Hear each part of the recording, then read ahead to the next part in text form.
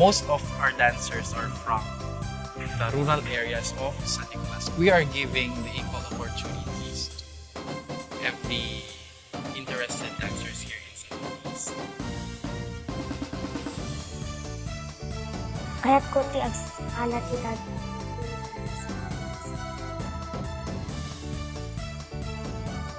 Kita klase malita imasidek iti pagpraktisan ti iti tanto.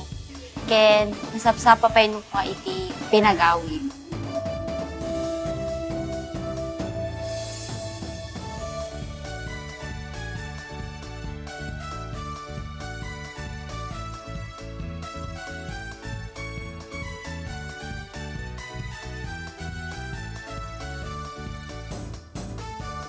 Well, San Nicolas is full of potential dancers, and we believe that we need to give equal opportunities to every dancers here in San Nicolas, regardless they are from their balayda nga pagkapuanda.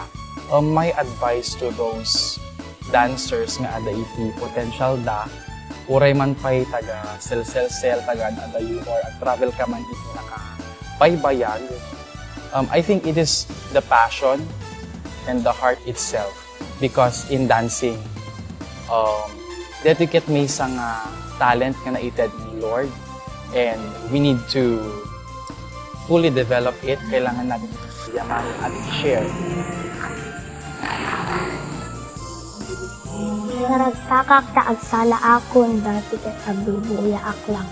Kahit kita ag question pinapintas, ken makakita ak ti dalakkel apas.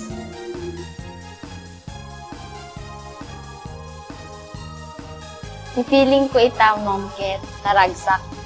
Gaminta isu nga DJ asidag iti pagpraktisan ken isu nga imbaundak pay dama. Tapno pay lumaingak pay nga agsala ken maka-gainak iti more experience.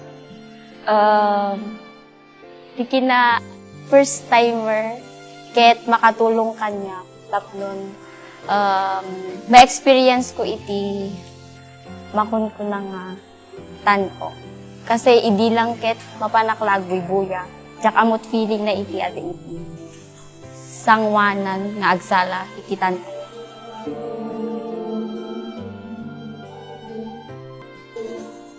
I strongly believe that the Tan-Ok is an avenue for different talented people here in Ilocos Norte.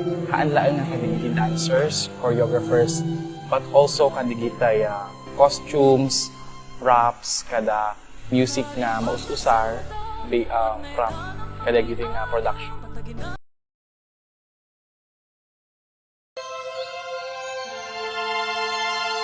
Tata, papa namon? Naagubang anak ko, agsisingkad kawon. Wen, tata?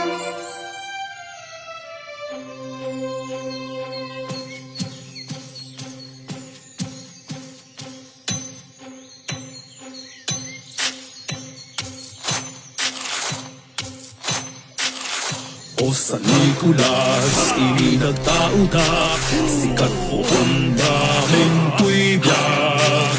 Wengket sikat, urut tiragan sa pagbubugan na may alam naman.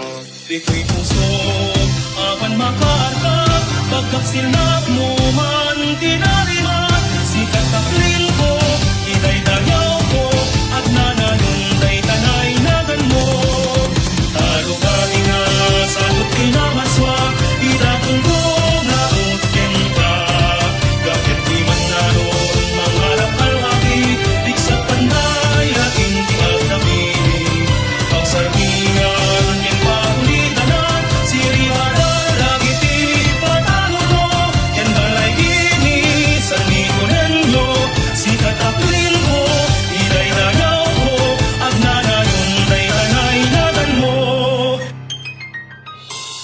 ¿Qué estás haciendo?